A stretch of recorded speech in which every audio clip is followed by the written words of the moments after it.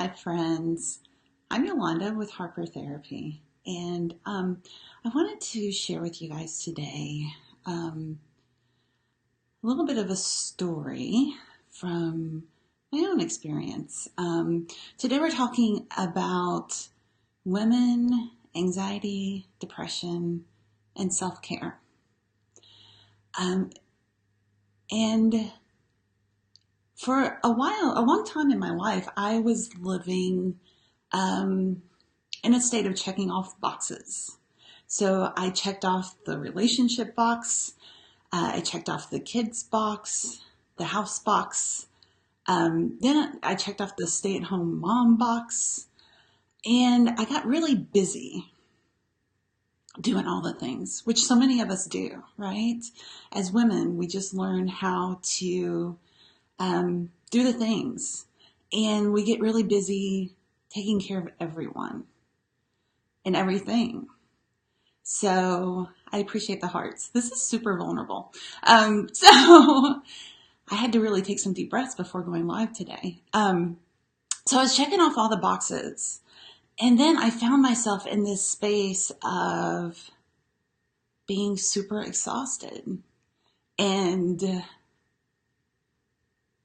not being able to shut off my brain and thinking about all the things that I needed to get done. And then all of the things that I was afraid that I would miss, like all the shoulds in the woods and like, better not blow this thing, right? Because we find ourselves in that space as women. We take care of all the things. Um, and there were some physical things going on and the exhaustion, like I had 3 kids, so I know exhaustion, like, you know that newborn exhaustion.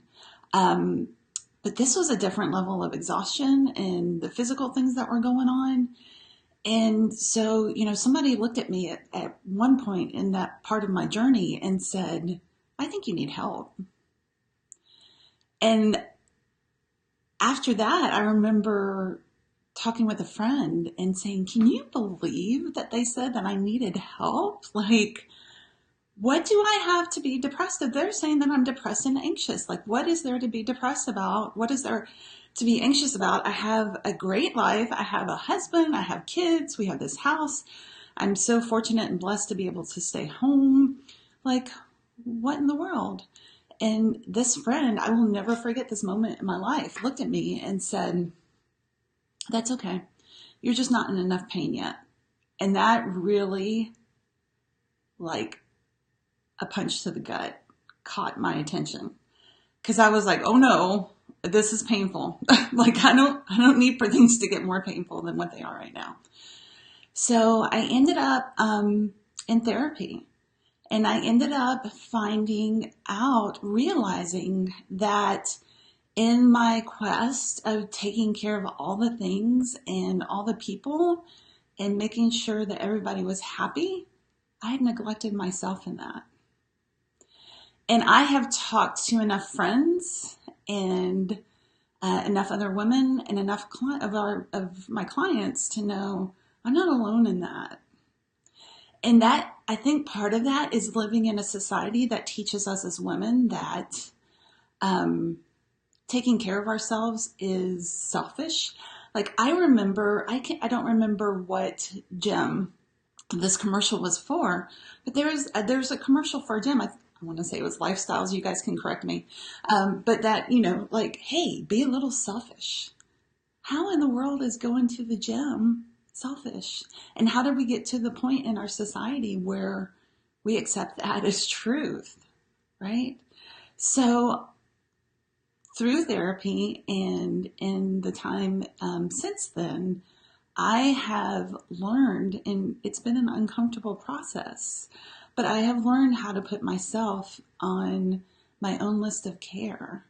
And the invitation for us as women is to support one another as we make that journey, because none of us are alone in it. So how is it that we can support ourselves and support each other in learning how to put ourselves on our own list of love and care? And that is a practice of self-care. Now, again, when we think of self care, a lot of things come to mind, right? Be a little selfish by going to the gym. For a lot of us, it's an idea of a girls' night out or getting a mani pedi or maybe a massage.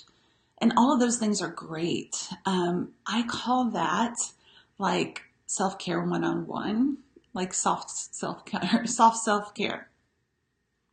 And what I want to talk today is about self care to at a deeper level. Self care as a soul nurturing, filling experience. Um, in addition to the girls' night out and the mani pedi, because those are great things. I love those things. But how do we get clear on some deeper things that are going to be important for us? Part of that, so I did this years ago. I need to do a new one. So this is my comfort wisdom list, right? So I got clear about all the things that cause me to numb. And on that list is pain and fatigue, a lot of noise. I am both an introvert and a highly sensitive person. So too much noise is like very unsettling for me. Being overwhelmed, being bored, being criticized, those are all things that just weigh heavy, right? That we just take on and that weigh heavy on us. And some of the things that I use to numb are things like isolation, eating foods, high carb foods, high sugar foods, those kinds of things. So I took a look at those things and I thought, so if those are things that I try to put in place to help me, but that aren't really helpful in the end, because at the end of that, I just look at those things that I do and I'm like, I ate all the things. Or I was on, my iPad playing Candy Crush for 3 hours, whatever it is, right?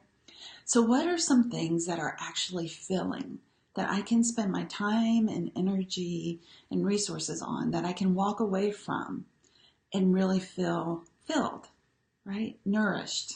So that led me to my comfort wisdom list. And on my comfort wisdom list are things like music and touch and connection and making sure that I'm getting 12 hugs a day and time with the dogs and time out in nature.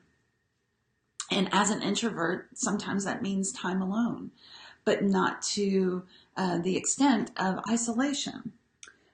It's making sure that I get at least 8 hours of sleep. That's self-care for me.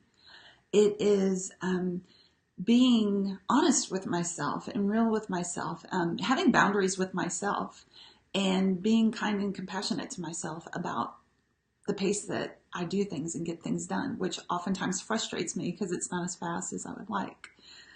So those are examples of some self-care too. It is making sure that I carve out some quiet time in the morning, because I have learned that I don't do well just rolling out of bed and jumping into things. It's a practice of prayer and meditation, right? So hopefully, my sharing some of my comfort wisdom experiences with you is getting the wheels turning in your brain as to some of the things that are really helpful for you to feel replenished and refueled, right? To feel taken care of by yourself. So, friends, ladies, let's have the conversation. Let's start talking about what those comfort wisdom activities are for us and how we can support each other in making sure that those things are in place. Because after that really hard time in my life, one of the conversations that I had with my people, with my tribe, was like, look, I don't want to be in this place again. As much as I can avoid it, I don't want to revisit this. So I need for you to help let me know if I'm heading in that direction or if you see signs of that. And I need some support in making sure that I'm taking care of myself. And over time, that's become a little bit more of a a natural thing for me to be aware of without having to necessarily have some input or as much input. Although there are times that shaman is still like, you need some rest, you need some downtime. So, friends, what are those things for you?